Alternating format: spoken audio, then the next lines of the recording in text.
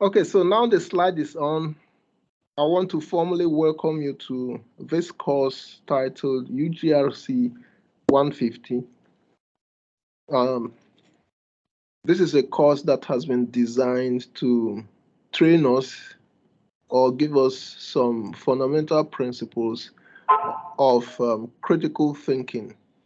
Now, critical thinking is what we have titled this course, but it is an introduction to what we call logic, and logic is a branch of philosophy. Now, in this semester, we are going to cover some basic aspects of the introduction to critical thinking or logical reasoning. The semester has been divided into two parts. Now, in the first part of the semester, we want to familiarize ourselves with certain concepts in language or certain linguistic concepts that we are going to use quite frequently in critical reasoning or in logic. You know, logical reasoning has grown into a very big field with quite a number of concepts. You know, in every profession, there are concepts and words or phrases that are used very frequently.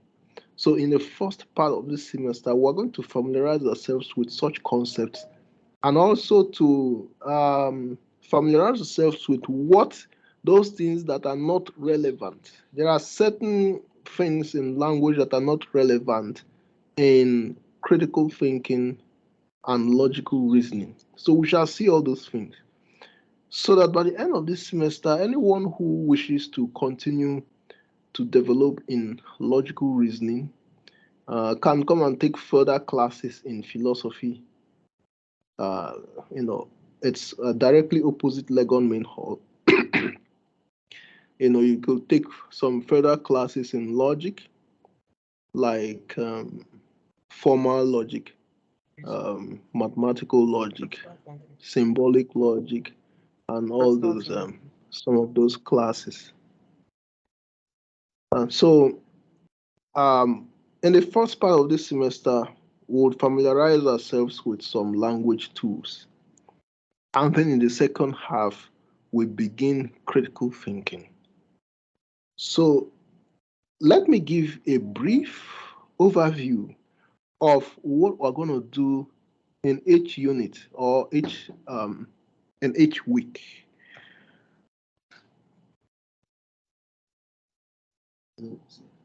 Good. Yeah, still Dr. Morgan is not there. I've not seen him since I came, so you can check him later. And you can come back and check him later. I've not seen him since I came. Okay. So we have about 10 weeks, if I am correct. In the first week, we are supposed to do what you are seeing in front of you, speech acts. Now, in speech acts, we're going to see the different categories of human expressions, the different categories of human expressions. You know, speech acts, you know, is the most general level of beginning a language study. The speech acts involve questions, imperatives, interrogatives, declaratives, sentence fragments, and all those things, about 6 of them. So there are about 6 categories of speech acts. When we have understood those categories, then we also look at types of passages, from types of sentences to types of passages. And we'll see 4 types of passages. You have narratives, you have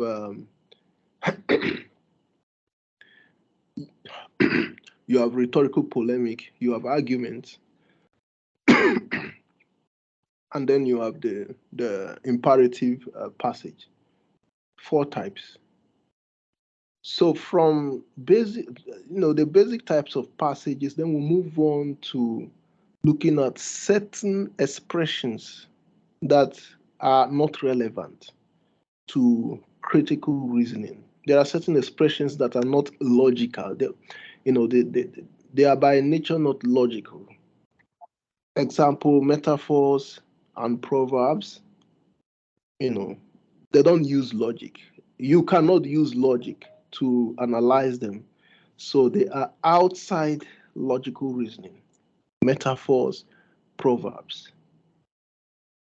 And then would look at, as a basic, as a prior introduction to critical reasoning, would look at two types of disagreement.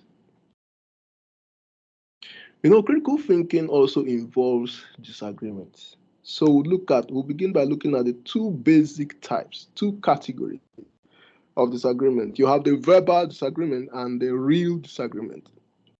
Verbal versus real, or verbal versus substantive disagreement.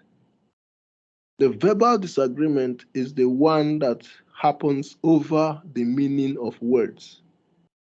When there's a confusion as to the meaning of a word, we call it a verbal disagreement.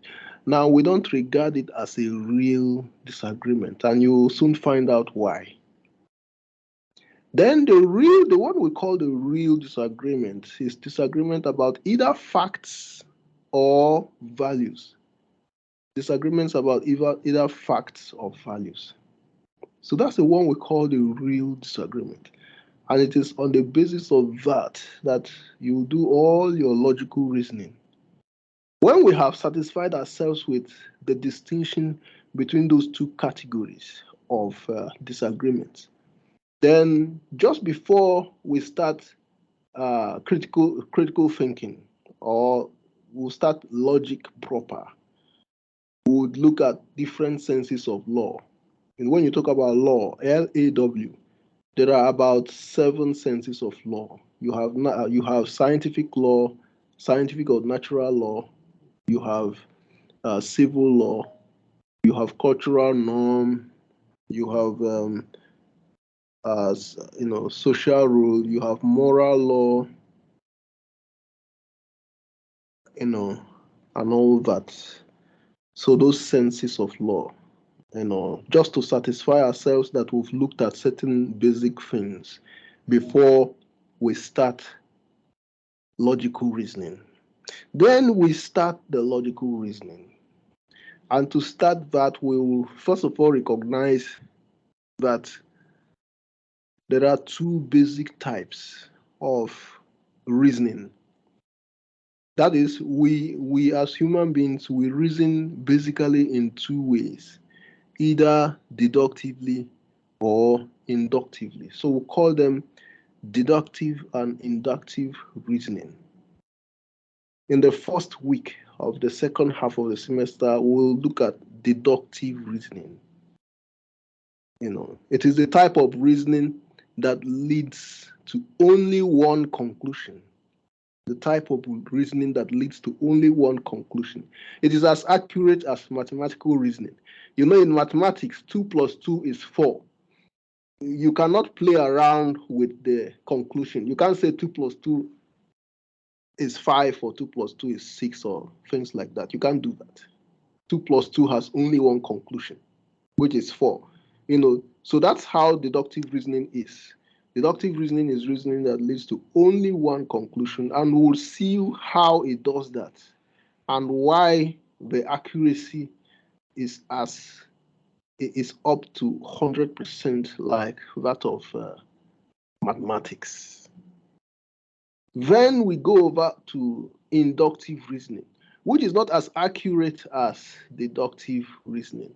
We will see why inductive reasoning is not as accurate as deductive reasoning. We'll see the mechanism, we'll see why it's so, we'll see the technicality that makes it like that. When we're done with that, then we'll look at causal reasoning. Now, causal reasoning is a type of inductive reasoning, but causal reasoning is focused on cause and effect. So inductive reasoning is a very big category of reasoning, containing a lot of smaller ones, including causal reasoning. So we'll look at causal reasoning after inductive reasoning. We'll look at the different senses of the word cause, and then we'll look at 3 basic patterns of causal reasoning. You know, causal reasoning is about causes and effects.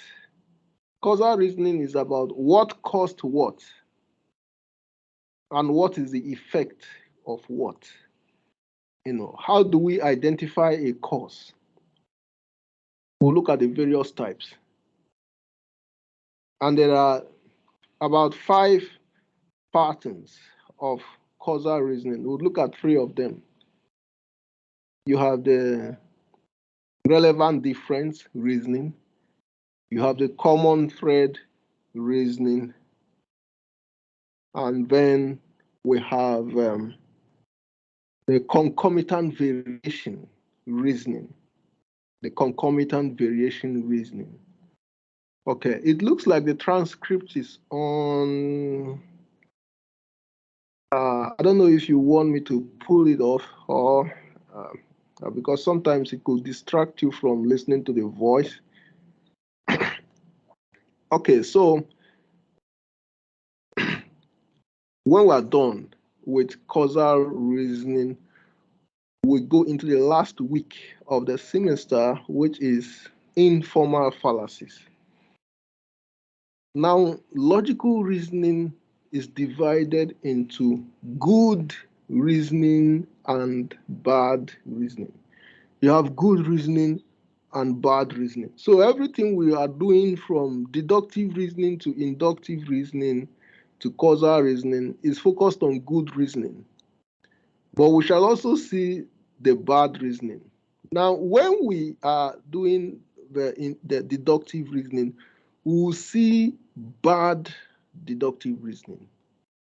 When we are doing the inductive reasoning, we'll also see, although not in that particular week, we'll see some bad inductive reasoning. When we are doing causal reasoning, we'll also see some bad causal reasoning. We call them causal fallacies.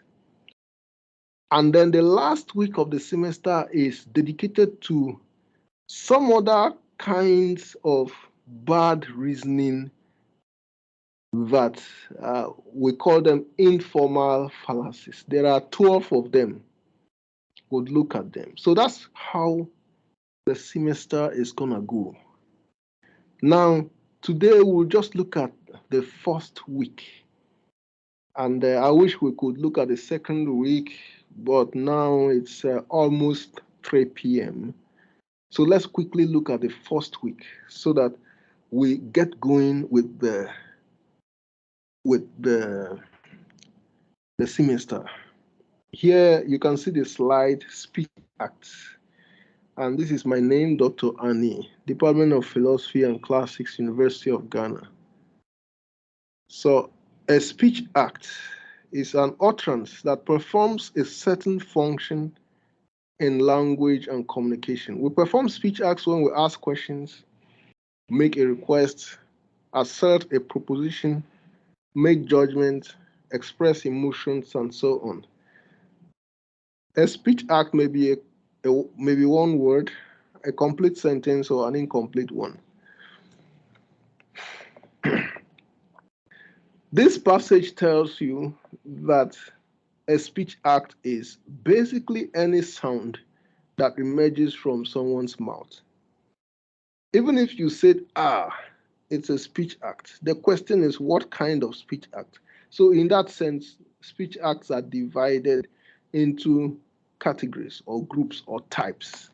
Now, types of speech acts. What are the different types? First of all, we have the interrogative sentence. Interrogative sentences are what we normally call questions. So we'll begin with questions as the first type of speech acts. They end in a question mark.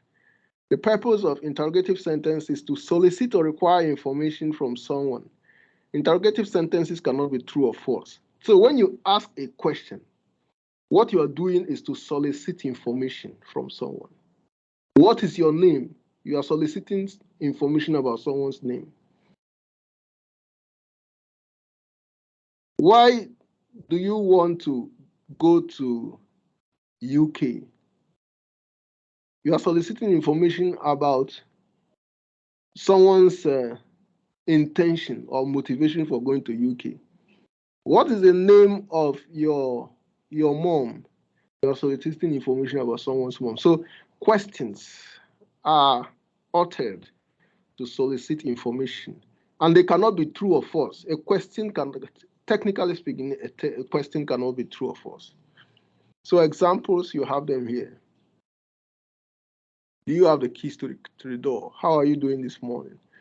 What's your name? So these utterances are made to solicit information. So that's what interrogative sentence is all about. It's just a technical name for question. So from interrogative, we go to imperative. Imperatives are sentences spoken to require someone to do something. Give me a minute. I need to mute everyone.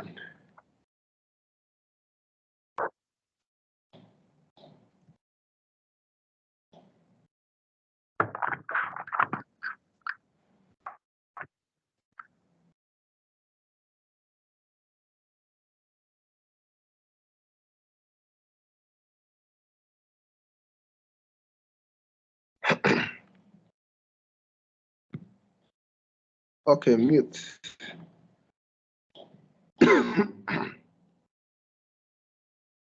Imperative sentences. Imperatives are sentences spoken to require someone to do something or undertake certain actions. So in contrast to interrogatives or questions, which are spoken to require to solicit information, imperatives are spoken to require someone to do something. When you want someone to do something, what you tell the person is an imperative. They include commands, instructions, directives, requests, and pleas. So you can see that you have hard imperatives, you have soft imperatives. The soft imperatives are the requests and the pleas. The hard ones are the commands and the directives. A command is used to offer authoritative or dictatorial order for something to be done. An instruction is a direction or order used to guide someone to do something. A directive is an authoritative order used to establish a policy, assign responsibilities, define a set of objectives, and delegate authority to someone to do something. A request is an act of asking politely or formally for something to be done. A plea is a supplication for a certain action or decision to be taken. So you have different kinds of imperatives ranging from the soft ones to the hard ones. They are all imperatives. Sentences spoken to require someone to do something. Examples: clear this desk by tomorrow. Please water the plant. Drive to the junction and turn right. Do not turn over the next page until you are told to do so. Answer only one question from this section.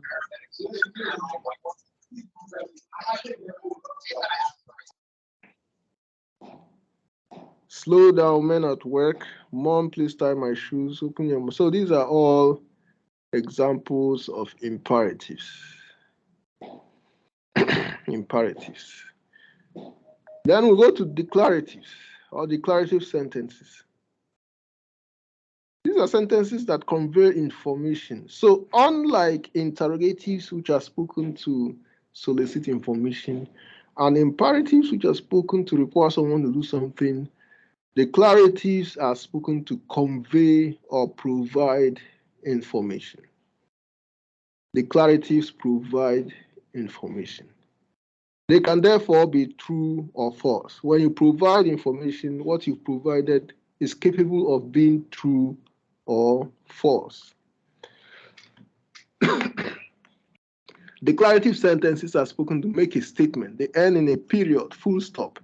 In logic, declarative sentences are called propositions. They include the following: factual statements, value judgments, definitions, and arguments. So these are the types of declarative sentences or declaratives, factual statements, value judgments, definitions, and arguments. Give me 5 seconds.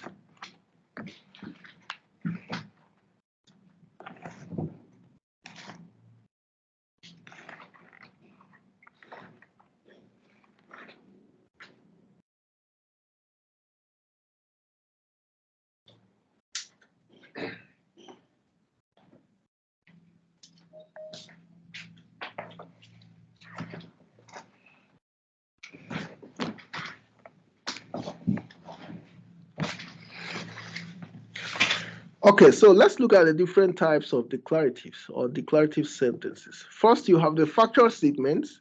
A factual statement or a statement of fact is an expression that conveys information about the state of affairs in the external world. Provides information about the state of affairs in the external world. So that's what factual statements are all about. Providing information about the external world. It is true if it conveys accurate information about facts and false if the factual information is incorrect. You can also say it is true if it is verified to be true. Now, factual statements can be verified. They are the only kinds of statements that can be verified because facts can be verified. Other kinds of statements cannot be verified. It's the factual statements. Grass is green, snow is white. That man is the current provost of the College of Arts and Culture. So that's about factual statements. And these are the examples. Then we'll move on to value statements or definitions. Okay, let's look at definitions. Definitions are sentences spoken to convey information about the meaning of a word or words. So definitions provide information about meaning. So in contrast to factual statements that provide information about the external world, definitions provide information about the meaning of a word or words. That's the job of definitions. Example, a lion is a large carnivorous feline mammal of Africa and Northwest India, having a short-toed coat, a tufted tail in the male, and a heavy mane around the neck and shoulders. So this sentence is technically a definition. A bed is a piece of furniture upon which or within which a person sleeps, rests, or stays when not well. So these are examples of definitions. So you need to learn to recognize definitions when you see them. So you can see that they are technically different from factual statements. The predicate. Yeah. Of course, you have the subject and the predicate. You can see that the predicate of definitions are talking about meaning. But the predicate of factual statements is just information about facts. So that's the difference between the two. Definitions are about meanings, factual statements are about facts. Factual statements, Accra is in Ghana. That's factual statement. Definition, Accra means the capital of Ghana. So that's the difference between the two. A factual statement will tell you Accra is the capital of Ghana, but a definition will tell you Accra means the capital of Ghana. So that's how that's how the one is talking about facts, providing a certain information about facts. The other one is trying to explain the meaning of something. Value judgments. A value judgment or statement is a claim about something's moral, practical, and aesthetic value or suitability. Value judgments do not describe a word like factual statements do. Rather, value judgments prescribe certain attitudes and behaviors towards the world. So now this is another thing that is different from factual statements. Factual statements are talking about facts, but value statements are talking about values. They are talking about values. Now, factual statements describe the world. Factual statements describe the world the way it is. But value statements don't just describe the world, they prescribe how the world should be. Value statements prescribe how the world should be. It's not like factual statements that just describe the world as it is. So that's the difference between the factual statements and the value statements.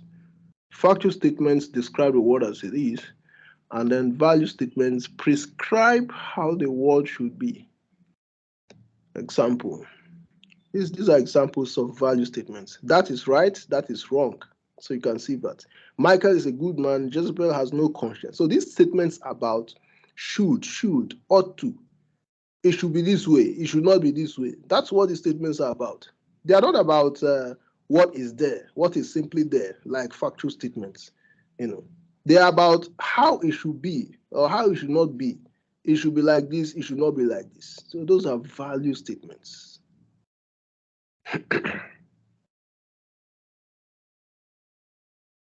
Let's look at two types of value statements. There are two types of value statements: you have the moral and non-moral. Moral value statements or value statements are claims about something's moral suitability or otherwise. Now, example of moral value statements are abortion is evil, do not commit adultery, do not insult your spouse. So these are examples of moral statements, moral value statements. Abortion is evil, do not commit adultery and stuff like that. Then the non-moral value statements are claims about something's practical or aesthetic suitability or value. So the non-moral about those values that are not moral in nature. There are values that are not moral in nature. Example, Ofori is an excellent student. An excellent student. So it's not about morality. It's about perfection. It's about reliability, accuracy. The shirt is too tight on you. So that's a non-moral value. That car is beautiful. That's an aesthetic value. And aesthetic values are not exactly moral values. So these are non-moral value statements.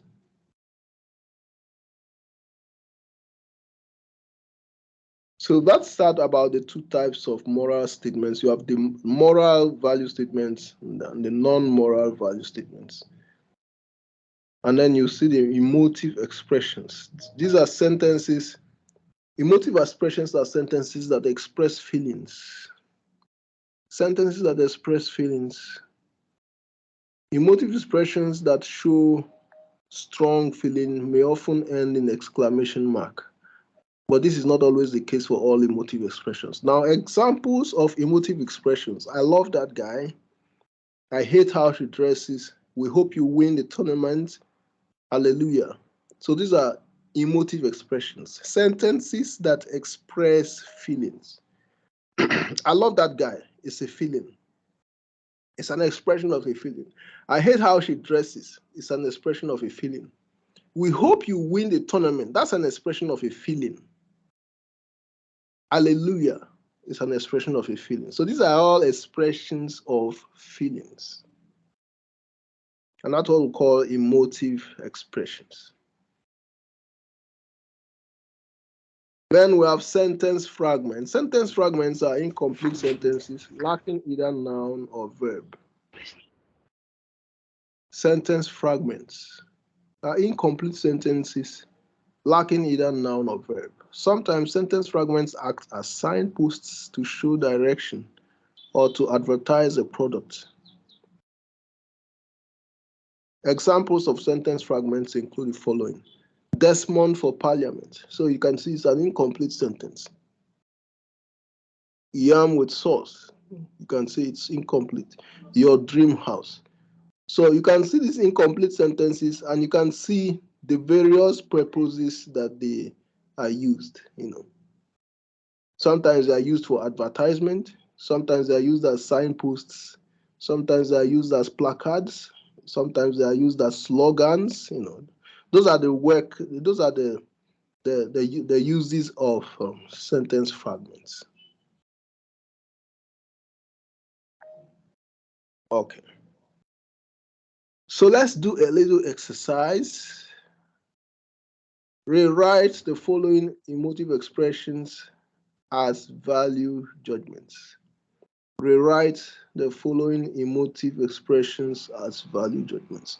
So you need to learn to convert one speech act to another. Now, you know what value statements are. Value statements are statements about value, and then you know emotive expressions of feeling.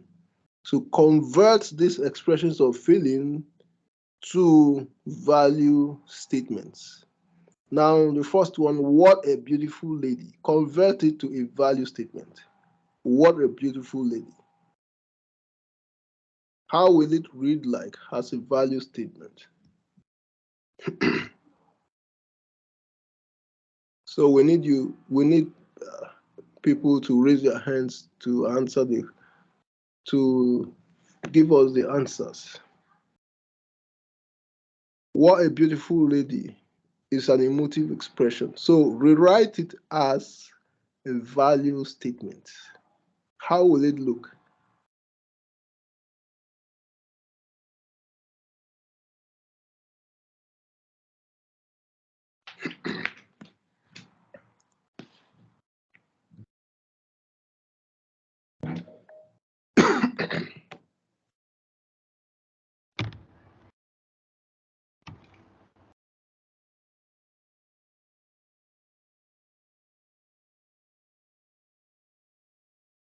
Okay, so let me do it for you at least this first time. What a beautiful lady is an emotive expression. Rewrite as a value statement. It will be the lady is beautiful. The lady is beautiful. That's a value statement. You know, how kind he is. How kind he is. That's an emotive expression. How kind he is.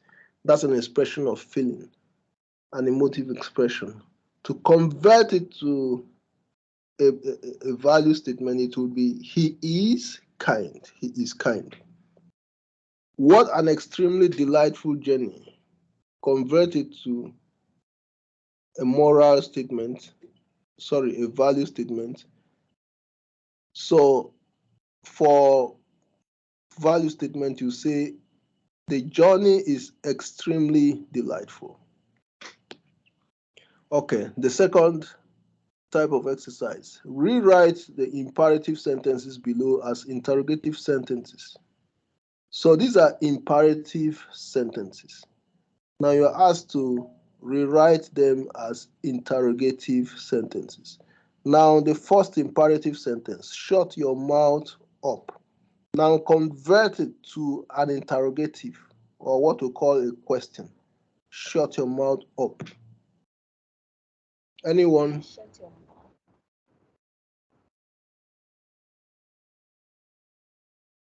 Yeah, Baku, you can go ahead. Will you shut your mouth up?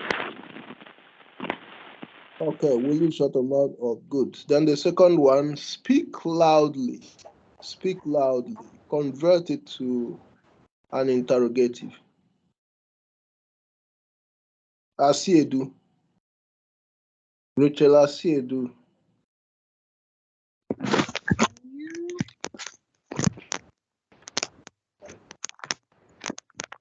Speak loudly. Convert it to an interrogative. Speak loudly. Convert to an interrogative. Can you speak loudly? Okay, can you speak loudly? Then the third one, get up quickly and read your books. Get up quickly and read your books. Caller Bridget. Bridget, can you answer that? Get up quickly and read your books. Convert it to an interrogative.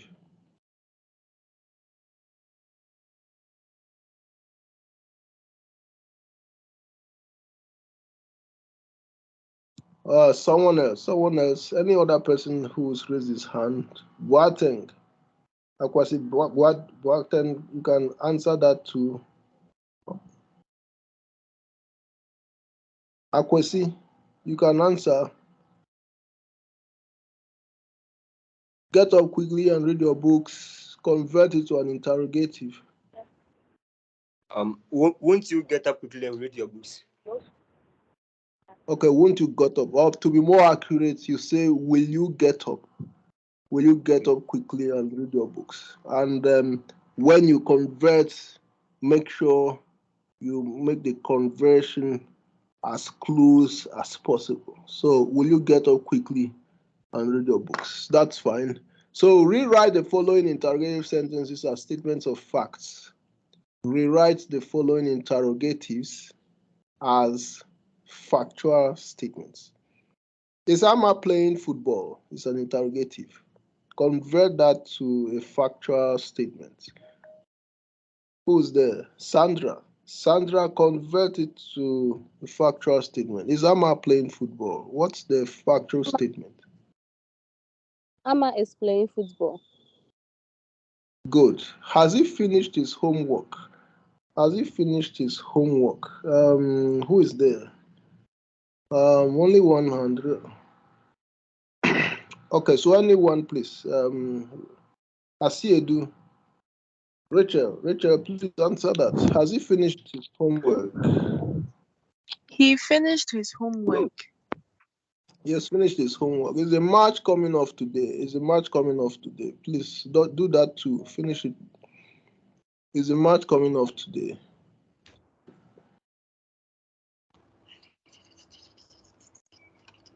Is the match coming off today? Please convert it to a factual statement. Who is there? Frank. The match is coming up. The match is coming off today. Okay, the match is coming off today. The match is coming off today. Then Erica, you'll be on standby for the next question. And also for Tete. For Tete and Erica will be taking us on the next assignment. What's the end of the class? For that in the next class. So this is the end of this class. I think he has recorded it. I don't know if you posted it there. I couldn't record it by myself. Okay, so that's the end of the class for speech acts. And let me quickly show you the next class.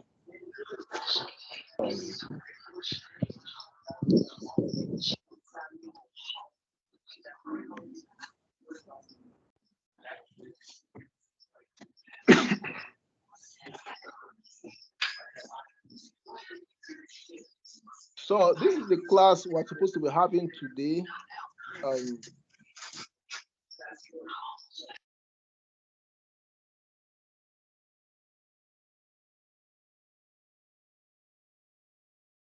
Okay, so if we had our class last week, if we had met on Saturday, we would have discussed the speech acts on Saturday, and today would have been doing the definitions.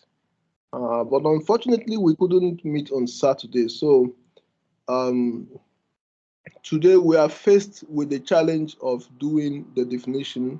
But fortunately, the definition class is very short, and it's something we can round up in the next 30 minutes. So what are definitions? We had said that there are different kinds of speech acts.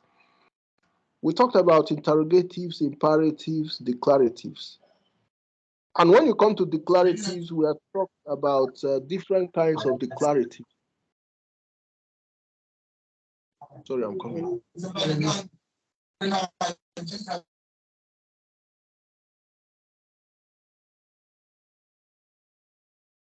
Okay, so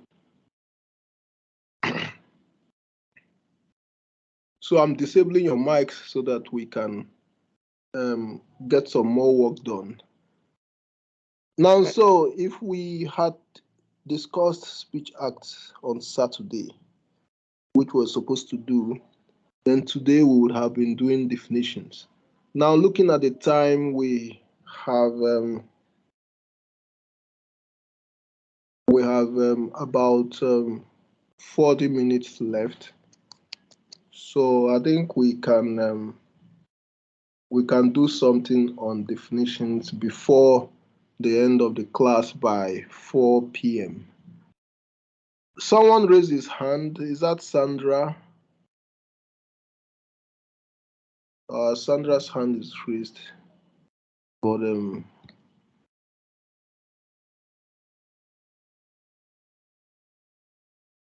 so Sandra, do you want to say something, or should I go ahead with definitions?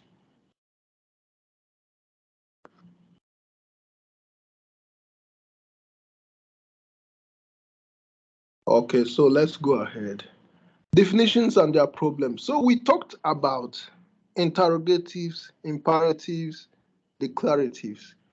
And when you come to declaratives, we talked about different kinds of declaratives. We talked about factual statements, value statements, definitions, and the last one, of course, is arguments, which we're not discussing today. So let's look at definitions as the third kind of. Now we've seen factual statements, value statements. Let's look at definitions. Definitions are statements used to convey information about the meaning of words. So the essential job of definitions is providing information about meaning. Now, being accurate about the meaning of things is essential in critical thinking. At this point, you will not know how important accuracy in meaning is in critical thinking. But I can give you a little example, at least to show a little bit of the importance. If you are in an argument with someone, or you are involved in a group debate, and you are giving them your argument, but in your argument, it happens that the meaning you have of a certain concept is not accurate.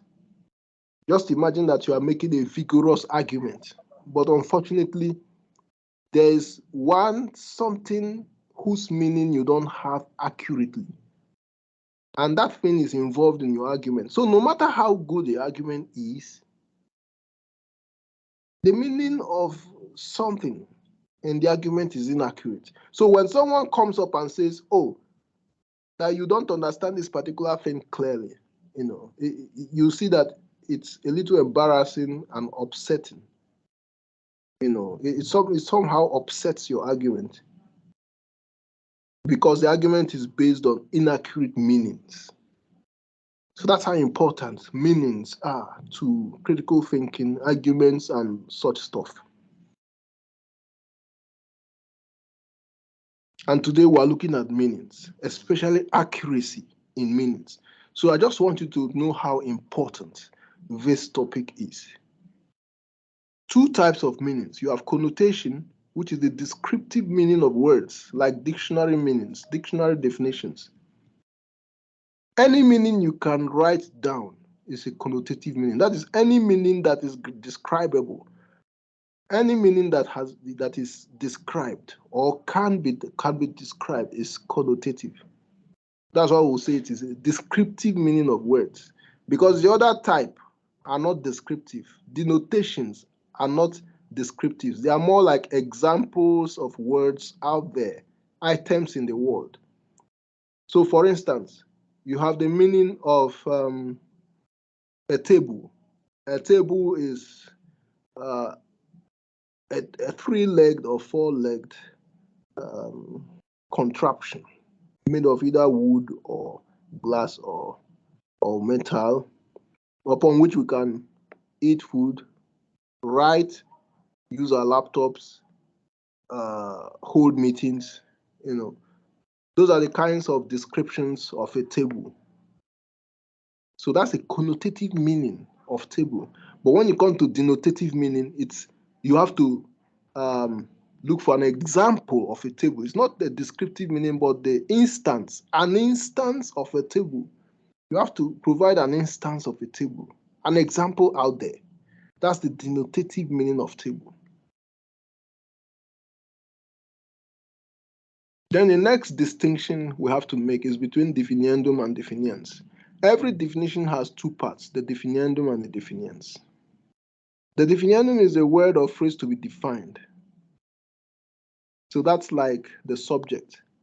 The definiendum is a word or the phrase to be defined. It is just like the subject in a sentence. The subject in a sentence. So the subject in a definition sentence is called the definiendum. That's a word or phrase to be defined. Then the definiens refers to the rest of the sentence, which does the defining. So that's like a predicate. The definiens is like the predicate of the a definition sentence. For instance, in the definition, cat is a large, long-necked mammal. The definiendum cat and the definiendum is cat, and the definiens is the long-necked ungulate mammal. So the definiendum is analogous to the subject, while the definiens is analogous to the predicate in English grammar.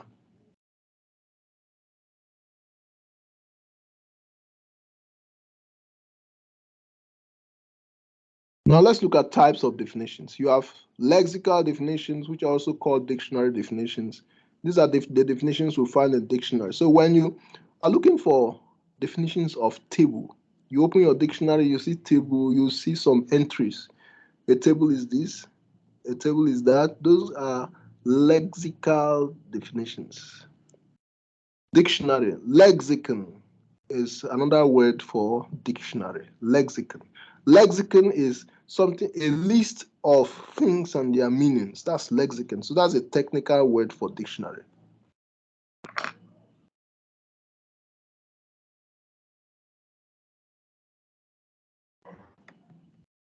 So you can see one example. A lizard means any of the numerous small scaly reptiles, typically having a moderately elongated body and so forth. Then you have ostensive definitions. Ostensive definition is a non-verbal way of conveying the meaning of a word by pointing to the actual object or demonstrating the meaning of the word in real-life situations. So, ostensive definition is a non-verbal way of conveying the meaning of a word by pointing to the actual object. So, ostensive definition is how you can provide definition of whatever you cannot provide the connotative definition. Now, so ostensive, is from the French word ostendere. Ostendere, that's a French word, and it means to demonstrate, to point to something. So, ostensive definition is to, is to show the instance of something, an example of something, instead of providing the connotative meaning, you provide the denotative meaning. So that's where connotation and denotation come into play. We had said that connotative meaning is the describable meaning, but denotative meaning is more like meaning by example. So there are certain things that don't have connotative meaning. That is, there are certain things that whose meanings we cannot describe. Examples are color words such as yellow, red, green. Now, you cannot describe the meaning of yellow in words.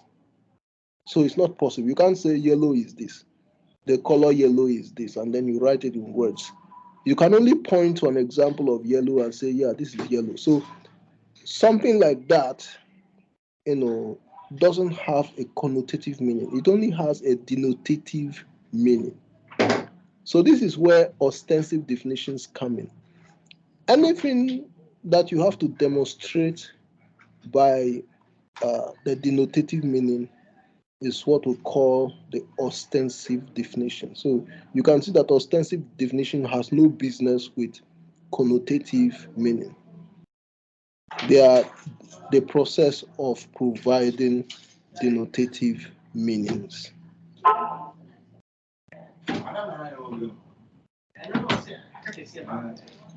Then you have the theoretical definitions. The theoretical definitions. Okay. All right. There are definitions that originated from specific disciplines. So that's why we call them the theoretical definitions.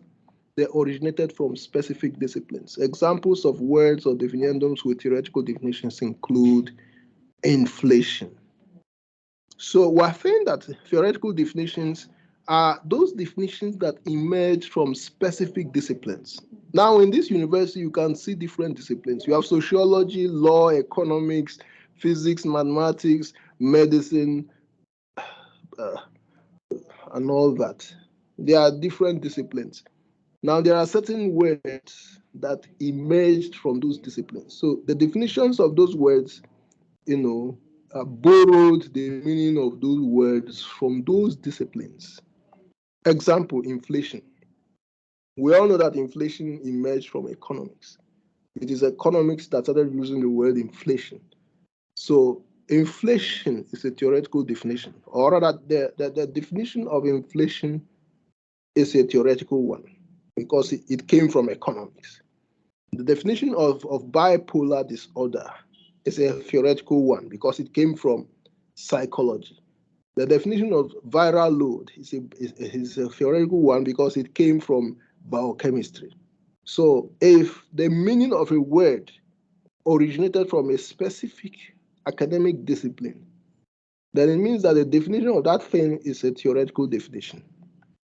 Example, viral load is a numeral expression of the quantity of viruses in a given volume of liquid.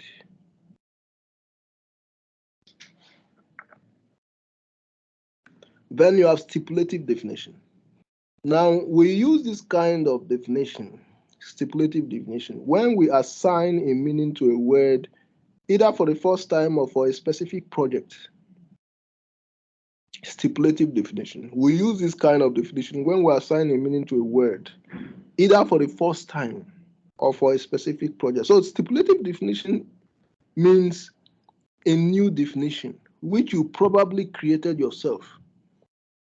So let's assume that as a final year student or a master's student, you are doing a research in a village about a certain a certain way the villagers are earning their income. And you see that that way of earning income is not in the dictionary. And then if you go to the dictionary, let us assume you go to the dictionary to check the meaning of income. And then the dictionary tells you that income basically means something like salary. Income means an amount that is earned by working for someone over a period of time and this and that. And it is clear to you that the definition of income is identical to the definition of salary. And then you have to disagree with that because there's nobody in the village that is earning a salary. Their income is informal. So now you have to, in your project, you write the definition you got from a dictionary, and then you say that you are disagreeing with that definition because it doesn't cover the income, the type of income you saw in your project. And then you say that you have to come, for the sake of the type of income you saw in your project, you have to come up with a stipulative definition that covers the type of income in the village. So instead of saying that income is an earned amount by working for someone over a period of time, you say that, that for the sake of the things I have seen in this project, I would rather define income as an amount of money that is earned doing some work or developing something over a period of time. So instead of salary, you make it a matter of anything you do, not just salary or working for someone. So that will be a stipulative definition that you have provided to correct the one in the dictionary and to serve your project better. So stipulative definitions are those definitions we create ourselves when we find that the one we are dealing with in the dictionary is not good enough. We create our stipulative definition.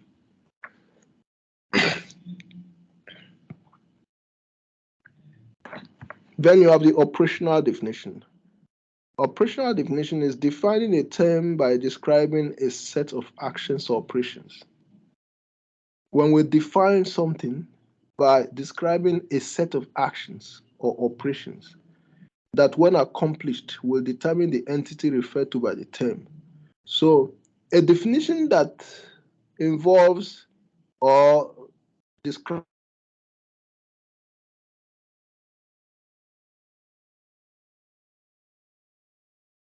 a solution is an acid if and only if litmus paper turns red, or is it what, when dipped into it.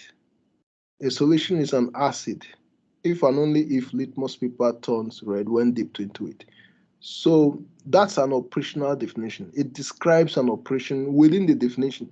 A substance is translucent if and only if when, what's, I can't see. Coming.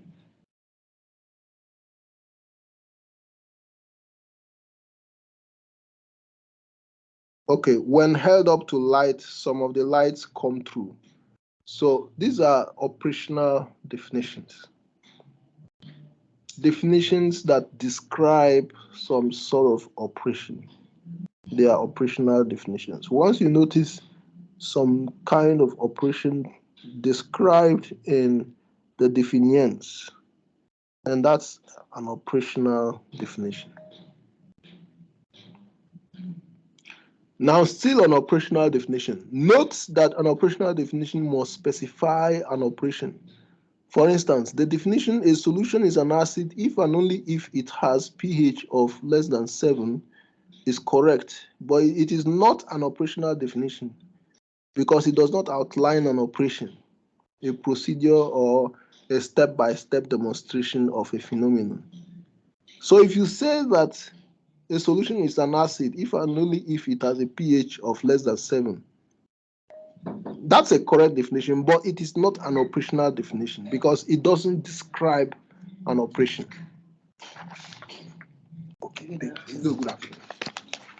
Okay, so it doesn't describe an operation. So you can't call it an operational definition. For something to qualify as an operational definition, there must be.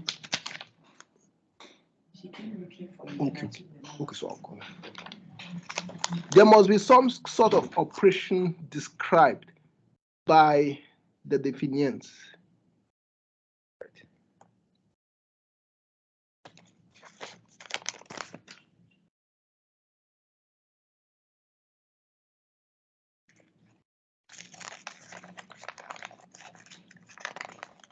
Then you have what we call an essential or real definition. An essential or real definition.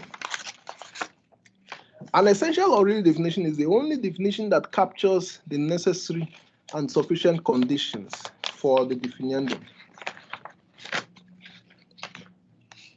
All other definitions are unable to capture the necessary and sufficient conditions for the definiendum.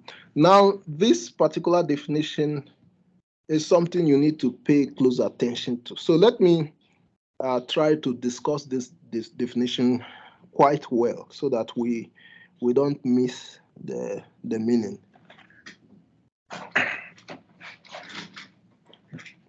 Okay, so let me start again. An essential or real definition is the only definition that captures the necessary and sufficient conditions for the definiendum. All other definitions are unable to capture the necessary and sufficient conditions for a definiendum.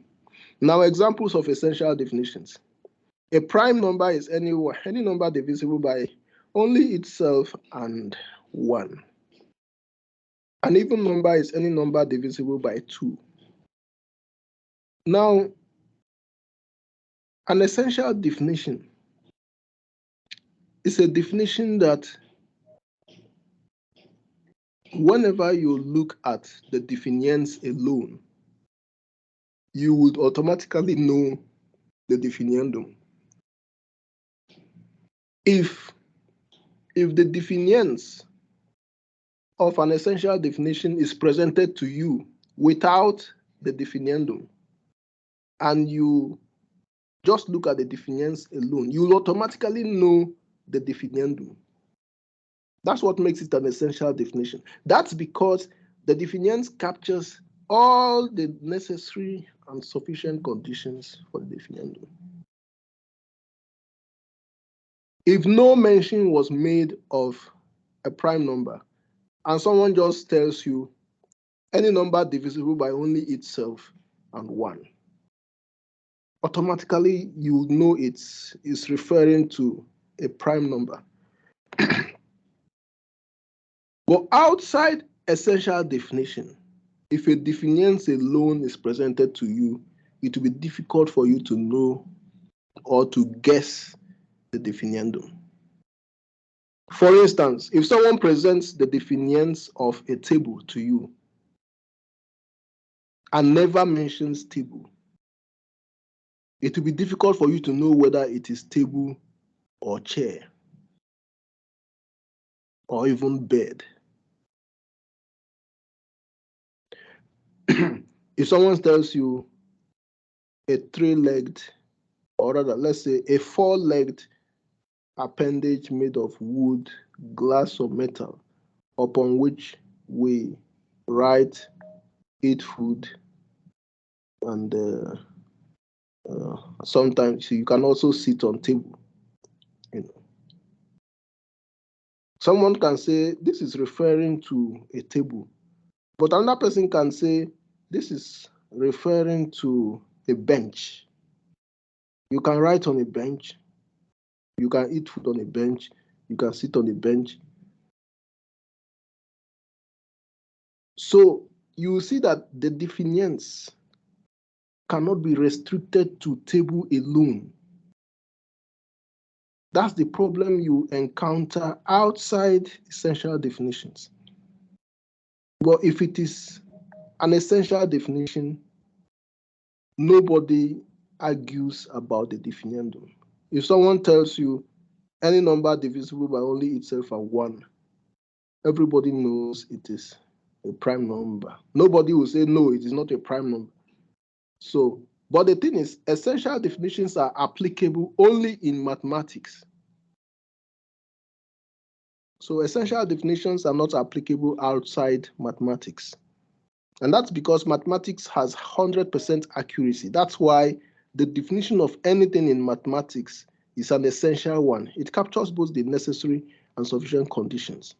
If the definition alone was presented to you without the definiendum, you will immediately guess or know the definiendum. But outside mathematics, if a definition is presented to you alone, you can guess the definiendum, but sometimes somebody can guess another definiendum and argue it with you, and you see the person has some points. So that's why we say essential definitions, which are applicable only in mathematics, are the only definitions that capture the necessary and sufficient conditions for the definiendum. Outside that, outside essential definitions, no other definitions are able to capture all the necessary and sufficient conditions for the definiendum.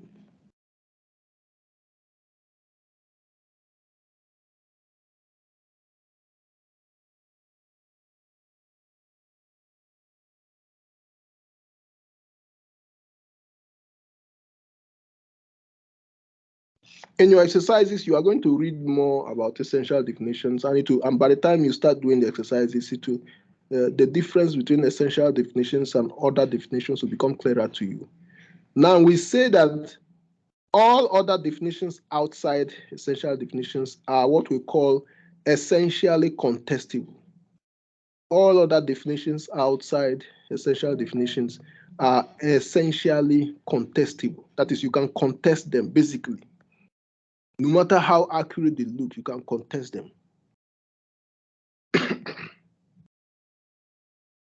A little exercise. Determine the type of definition in each of the following passages. A house means this. So what kind of definition is that? So let's have people suggesting the answers.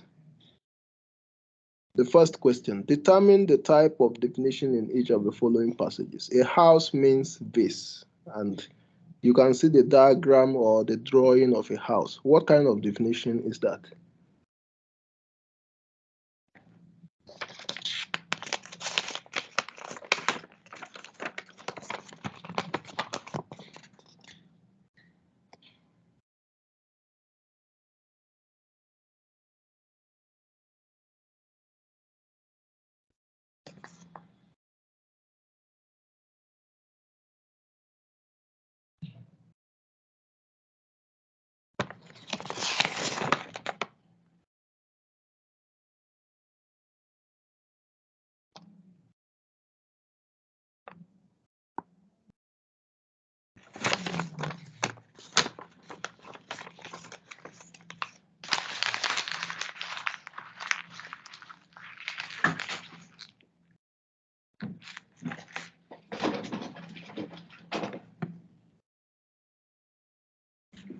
Okay, Sandra.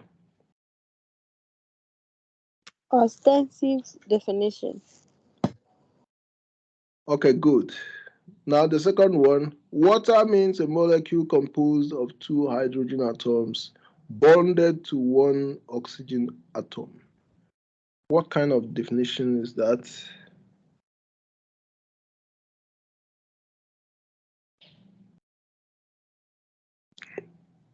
You can also answer it, Sandra, because no one else has raised their hand.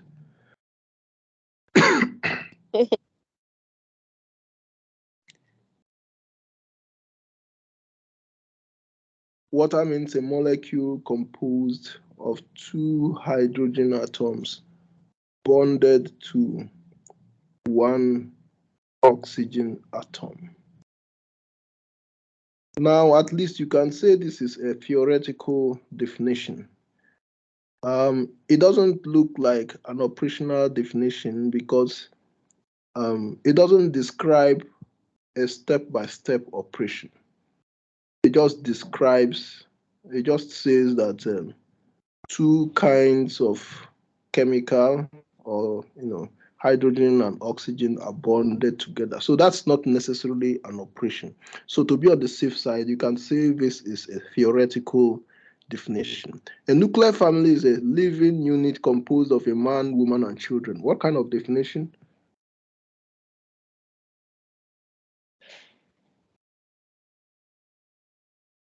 Okay, so we can also say this is a theoretical definition. So Sandra, you can hold on. It's a theoretical definition because it comes from. Okay, Sandra, where does this where did we get this definition from? Sandra.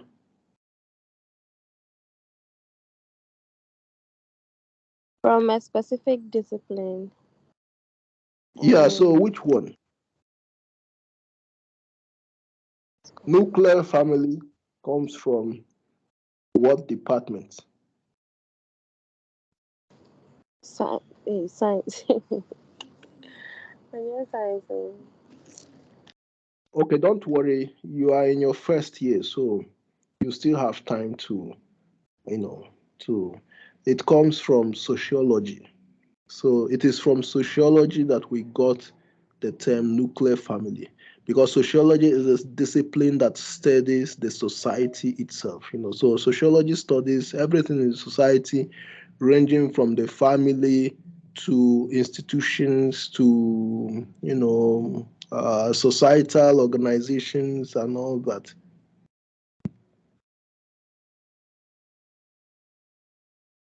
And even culture. So anything in society, including culture, institutions, social life, social events, all those things are the business of sociology. Okay, so let's look at problems with definitions. Definitions have got some problems, or definitions can have some problems. Definitions can fail to provide accurate meaning in several ways, such as being too narrow, too broad, vague, secular, or begging the question. So these are the major problems a definition could have: being too narrow, too broad, vague, secular, or begging the question. So let's see some of these problems. Too broad. A definition is too broad if the definition refers to objects or properties beyond those needed to define the definition. So if the definition is referring to objects or properties that go beyond what is needed to define the definition, then the definition is too broad. The definition is defining items that go beyond those that are needed to define the definition. That means the definitions are defining, the definitions is referring to items that belong to the definition and then to more that don't belong to the definition. In other words, the definition goes beyond the items in the definition that are needed to define the definition. So that's when the definition is too broad. In other words, if the items denoted in the definitions go beyond what is needed to define a definition accurately, then the definition is too broad. Example, a toy is a machine. A toy is a machine. Now note, there are many machines that are not toys. So the word machine is too broad to define a toy.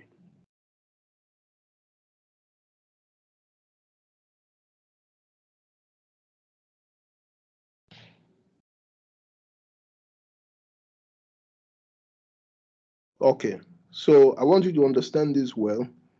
Machine is too broad to define a toy. Then too narrow. A definition is too narrow if the definition fails to capture the full range of items needed to define a definition. So this time around, if the definition fails to capture the full range of items needed to define a definition, then the definition is too narrow. In this case, one realizes that the definition lists fewer items than is denoted by the definition. So in this case, the definition doesn't list or doesn't refer to all the items needed to define the definition. Then the definition is too narrow. Example, a toy is a tiny car used by infants to play. A toy is a tiny car used by infants to play.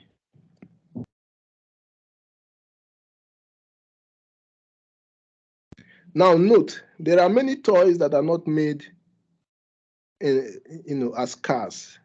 There are many toys that are not toy cars. Or let's say toy cars are not the only toy.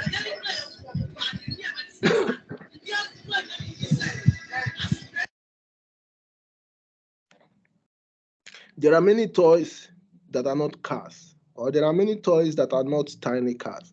So to define a toy as a tiny car is to refer to items that are not enough to define a toy. So the definition is too narrow.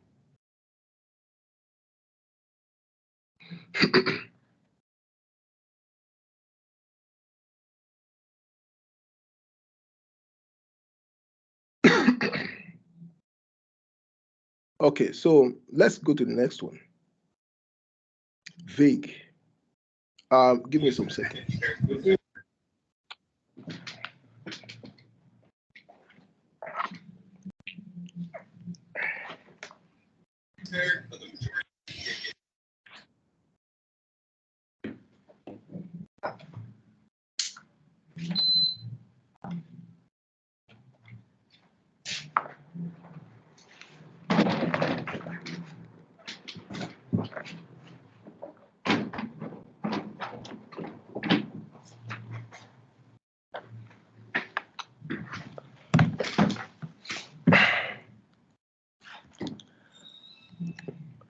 Okay, so vague. A definition is vague if there's no way of telling what class of things the definition refers. A definition is vague if there's no way of telling what class of things the definition refers. Example of a vague definition. Democracy is a kind of government where there's freedom for all. Democracy is a kind of government where there's freedom for all. This definition doesn't clarify who the all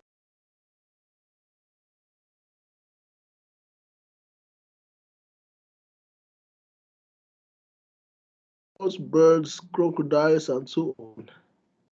So when you say democracy is a government where there's freedom for all, it is vague because there's no way of defining what class of things the all refers to.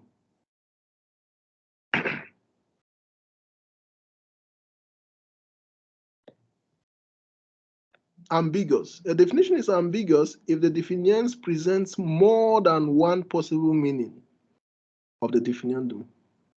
If the definition presents more than one possible meaning, so what you will note is more than one possible meaning of the definition.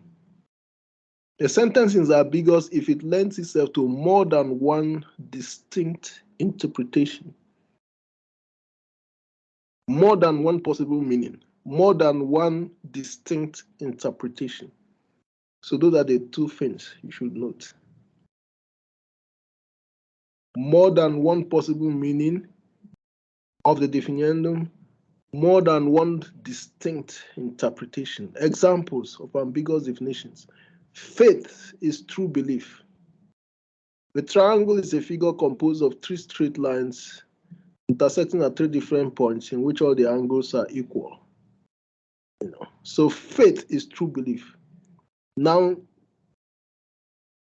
true belief can lend you to more than one possible meaning. So it is not a good way of defining faith. And then the triangle has, different meanings that can be associated with the definitions.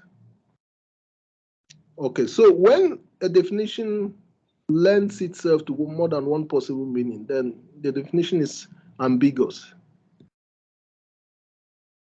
In the first example above, true belief could mean either sincere belief or a belief that is not false. Either sincere belief or a belief that is not false. And both of them are not exactly the same. In the second example, one wonders if each of the three lines is equal to 180 or a combination of all the three lines is equal to 180. So the definition doesn't make it clear. When you see such possibilities of more than one meaning, then automatically you are dealing with what? Ambiguity, an ambiguous definition.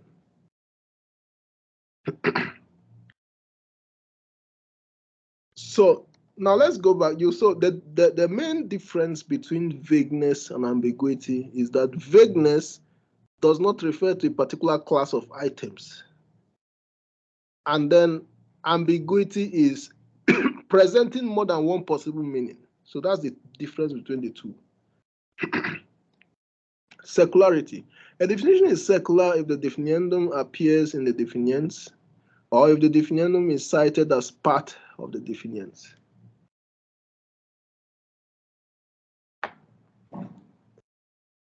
Examples. Morality is to be morally right. Metaphysics is a systematic study of metaphysics.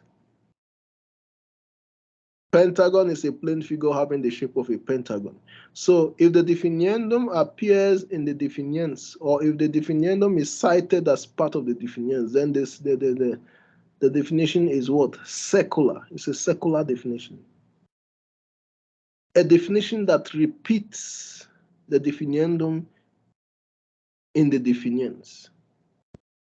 You don't provide the meaning of something by repeating it. You provide the meaning by describing the thing. Morality is to be morally right. That doesn't give you the meaning of morality. It just repeats morality for you. Metaphysics is a systematic study of metaphysics. It doesn't tell you what metaphysics is. So secularity is a problem with definitions.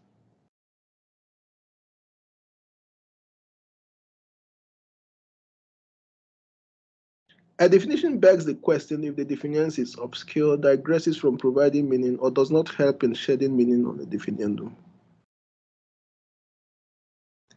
A definition begs the question if the definition is obscure, digresses from providing meaning, or does not help in shedding meaning on the definiendum.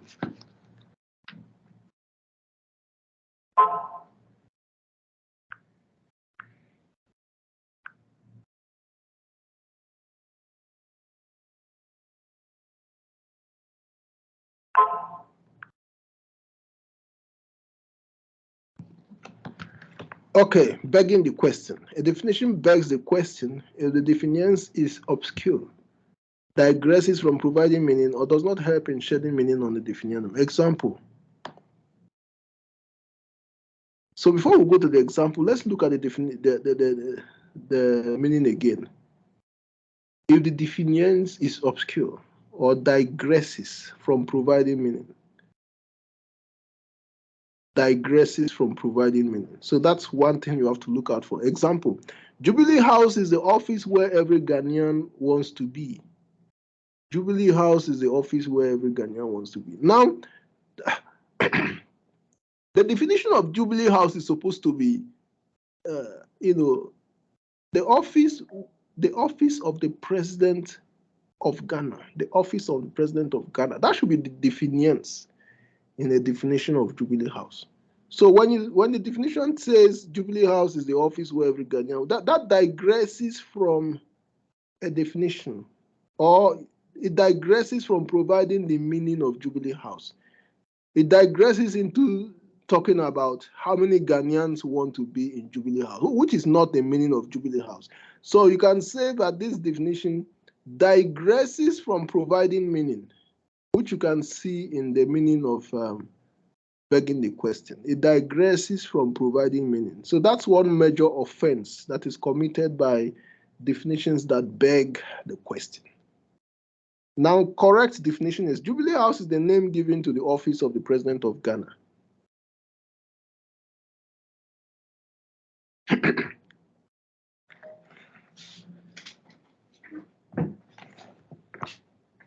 A few seconds, please.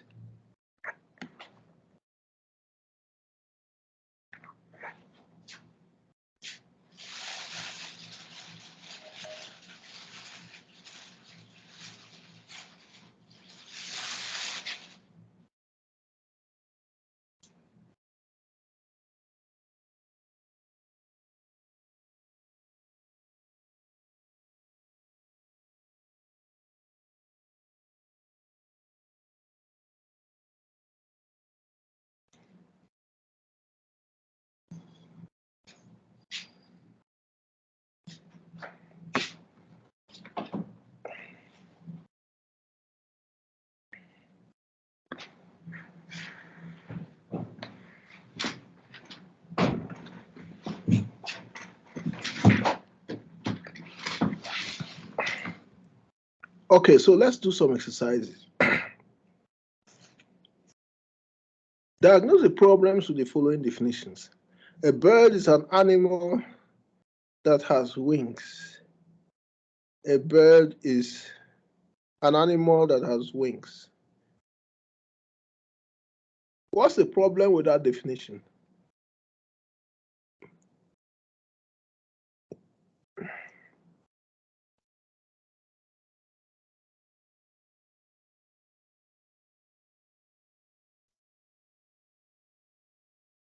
A bird is an animal that has wings.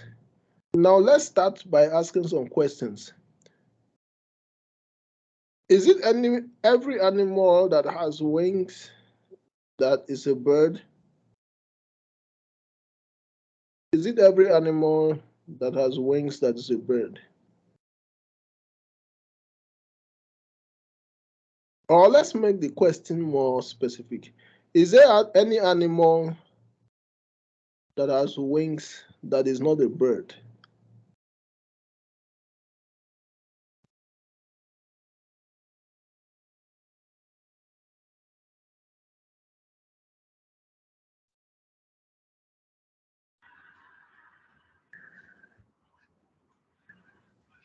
Is there any animal that has wings that is not a bird?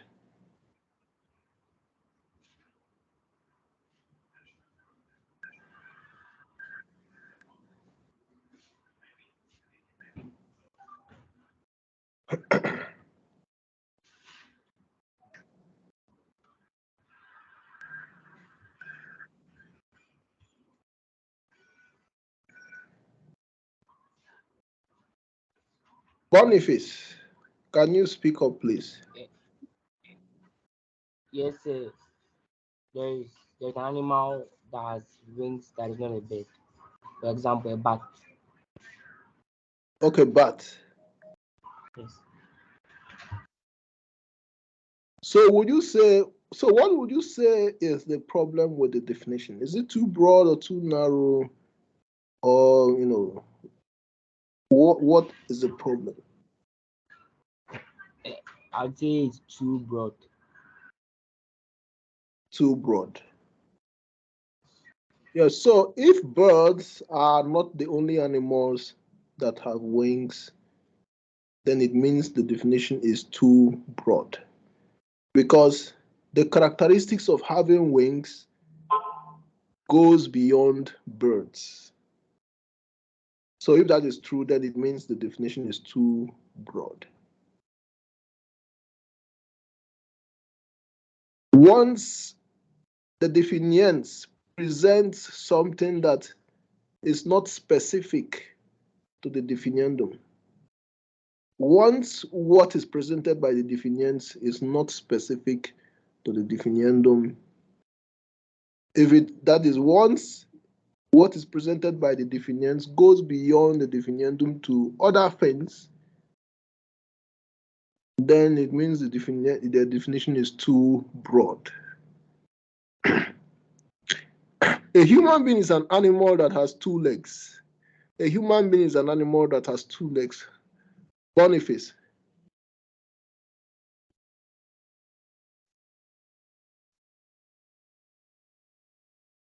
A human being is an animal that has two legs.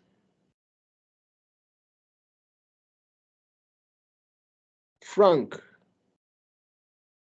Frank Kweku, can you speak up?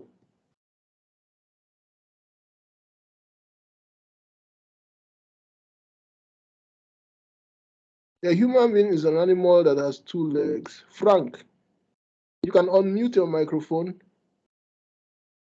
before you can speak.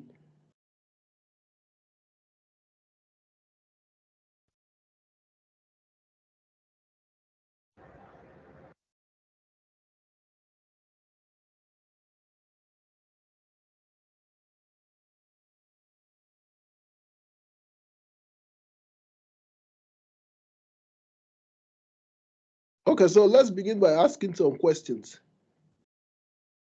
Is it only human beings that have two legs? Is there any animal that has two legs that is not a human being?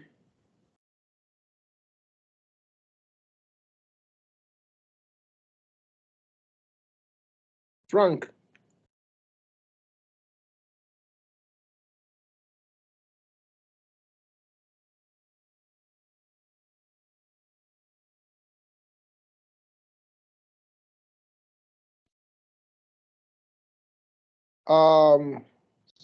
Is that Sandra's hand raised? Yeah, Sandra. So Sandra, can you speak up? Yeah. Is it chicken? Hen or Yeah, chicken? yeah, They have chicken two has legs. two legs. Yeah. So that means it is not only human beings that have two legs. Since the characteristics of having two legs go beyond human beings, then it means the definition is what? It's too narrow. No, if it goes beyond human beings, then it's too broad.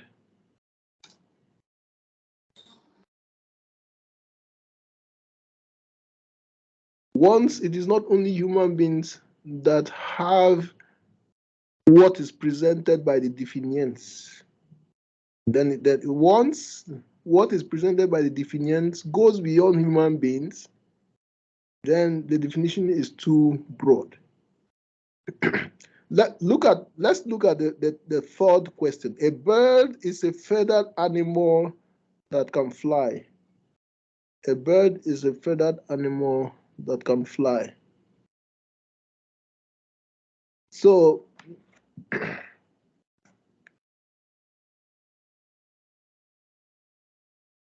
now is every how do I ask this question?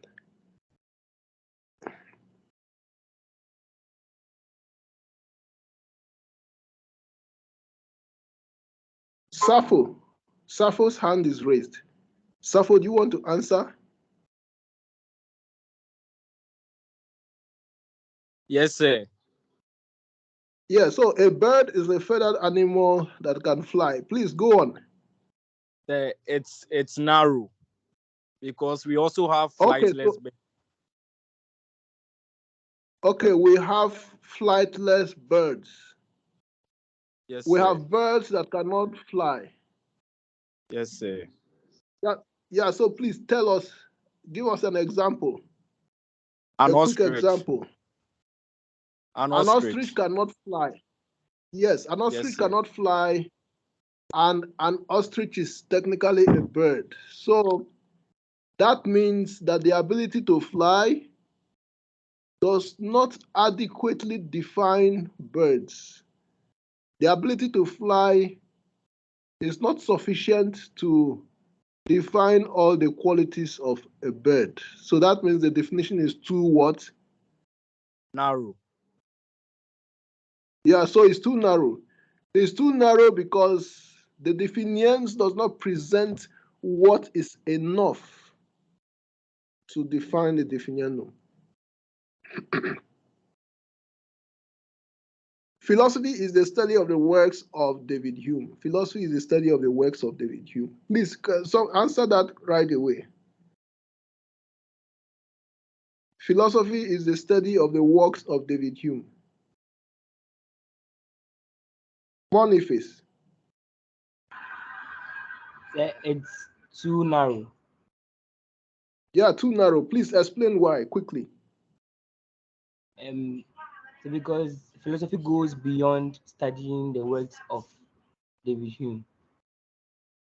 Yeah, that's cool. That's perfect. So David Hume is not the only philosopher.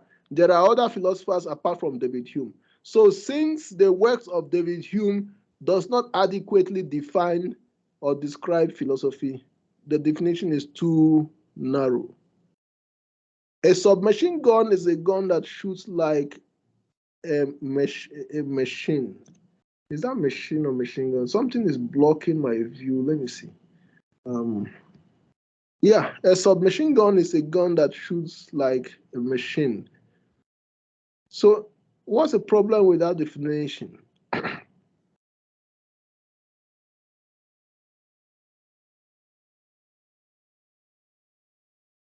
A submachine gun is a gun that shoots like a machine.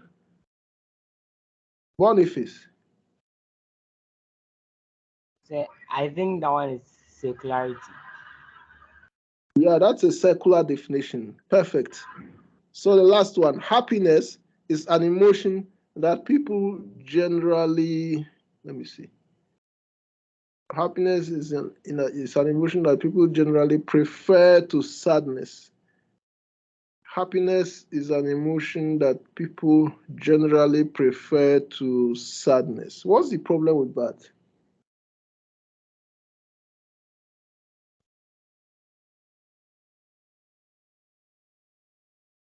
Happiness is an emotion that people generally prefer to sadness. Is generally prefer to sadness the definition of happiness? And if it is not the definition, then what's the problem with it?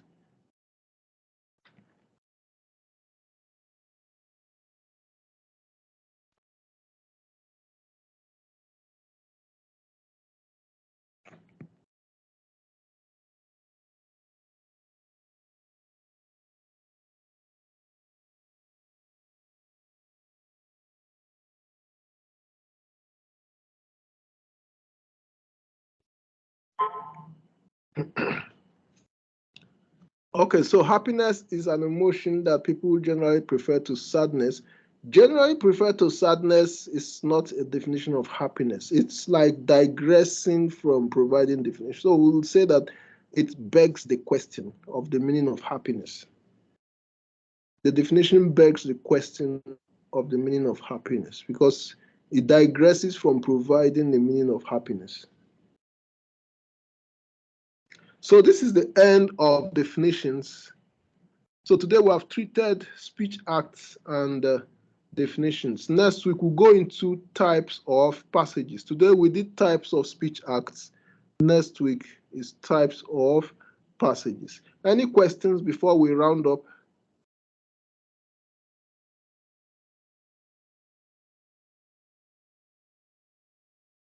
Any questions?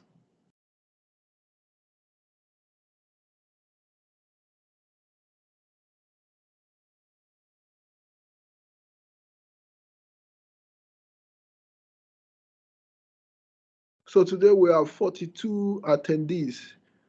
Now I'm going to stop the recording so that I can retrieve the recording and then pass it on to the coordinator to upload for you at your platform. Now, the recording of this class is first and foremost for all those who came, whether you came or not. You would need to watch the class, the lecture again, so that you can become more familiar with what we discussed. And then secondly, it helps those who were not able to make it, those who are absent. So these are the two major purposes of the video. I'm going to stop the recording now so that I can retrieve